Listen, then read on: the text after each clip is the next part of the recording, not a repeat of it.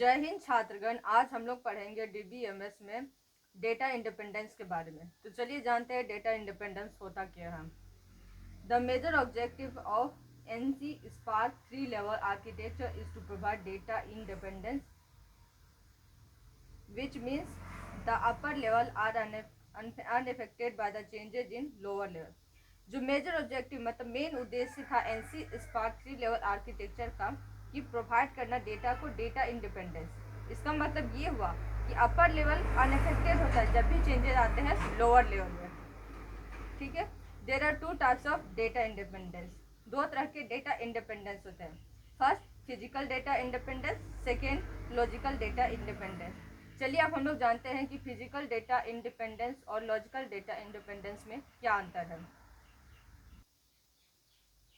Point number 1 in physical data independence, it is the ability to modify the physical schema without causing application program to be rewritten. Physical data independence के पास ability होता है कि वो change कर सके physical schema को, भौतिक योजना को, एप्लीकेशन प्रोग्राम को दोबारा लिखे बिना।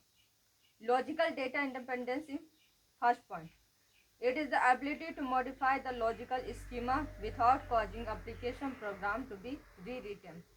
लॉजिकल डेटा इंडिपेंडेंस के पास एबिलिटी होता है कि वो चेंज कर सकता है लॉजिकल स्कीमा को बिना एप्लीकेशन प्रोग्राम के दोबारा लिखे बिना। Point number 2 in physical data independence, modification at the physical level are necessary to improve performance. Changes करना या सुधार करना फिजिकल लेवल में बहुत ही जरूरी है परफॉर्मेंस को बढ़ाने के लिए। Point number 2 in logical data independence, modification at the logical level are necessary whenever the logic structure of the database is altered. Modification मतलब चेंजेस करना लॉजिकल लेवल में बहुत ही जरूरी होता है जब logical structure of the database change होता है। Point number 3, it is not difficult to be achieved, इसको फिजिकल डेटा इंडिपेंडेंस को हासिल करना कठिन नहीं होता है।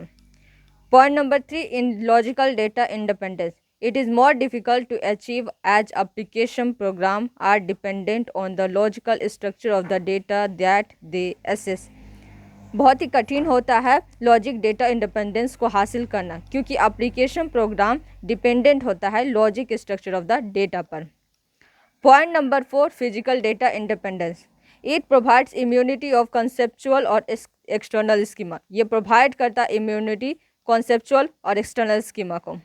Point number 4 in logical data independence, it provides immunity of external schema और एप्लीकेशन प्रोग्राम। ये प्रोवाइड्स करता है इम्यूनिटी एक्सटर्नल स्कीमा और एप्लीकेशन प्रोग्राम को। Point number 5 in physical data independence, the conceptual schema insulate the user from changes in a physical storage of the data। conceptual schema help करता है user को जब change होता है physical storage of the data. Point number 5 in logical data independence, the user are shielded from changes in the logic structure of the data और changes in the choice of relation to be stored. The user को यहाँ पे help किया जाता है logical data independence में जब भी चेंजेस होता है logical structure of the data. इसके बाद चलिए हम लोग पढ़ते हैं डेटाबेस लैंग्वेज के बारे में। सबसे पहले जानते हैं डेटाबेस लैंग्वेज क्या होता है। Database language are use to create and maintain database on computer.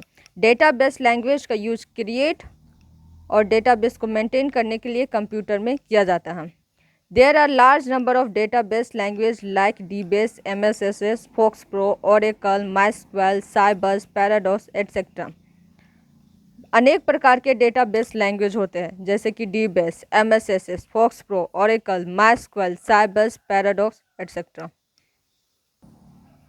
चलिए अब हम लोग टाइप्स ऑफ डेटाबेस लैंग्वेज के बारे में पढ़ते हैं।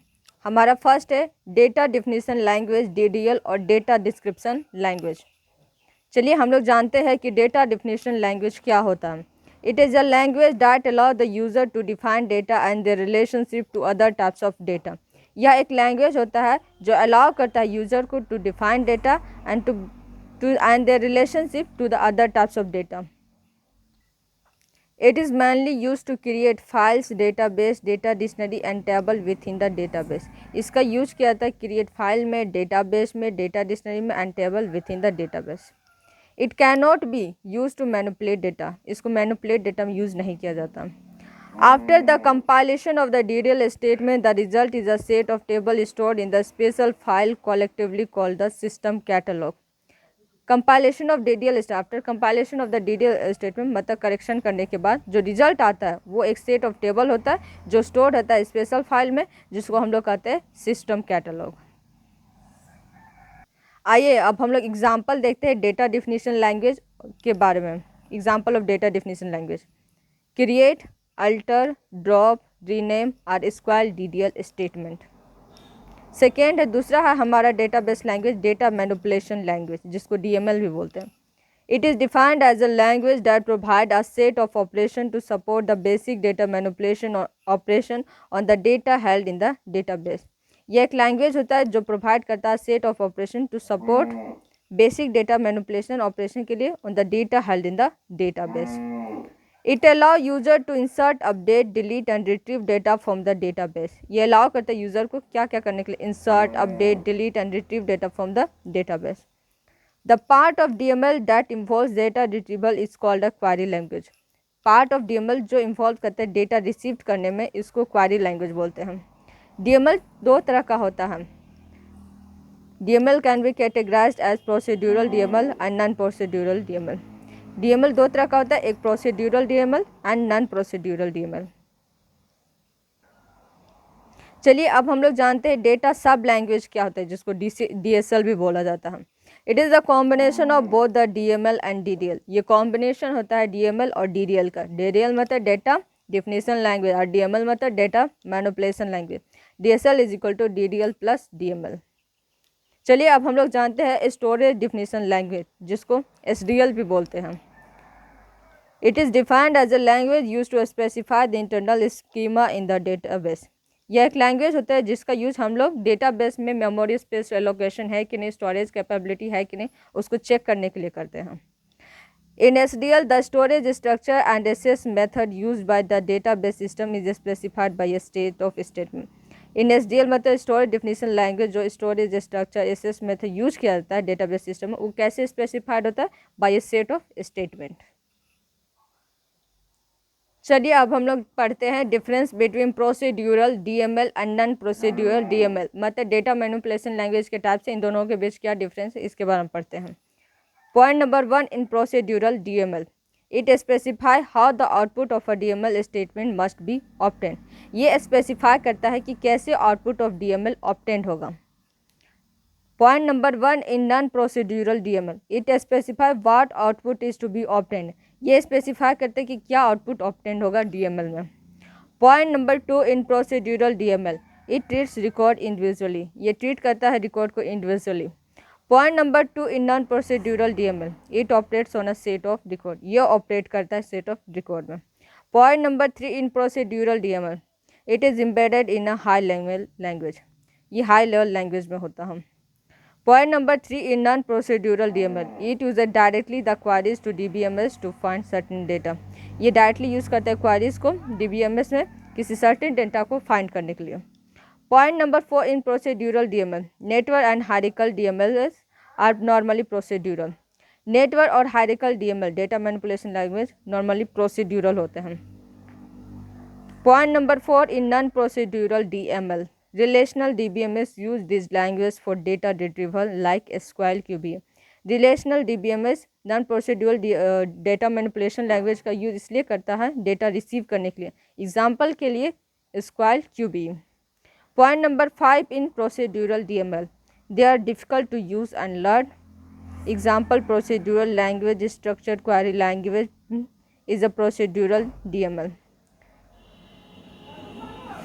प्रोसीड्यूरल DML बहुत ही हार्ड होता है यूज़ करने के लिए या याद करने के लिए, एग्जाम्पल के लिए है प्रोसीड्यूरल लैंग्वेज या स्ट्रक्चरल क्वेरी लैंग्वेज।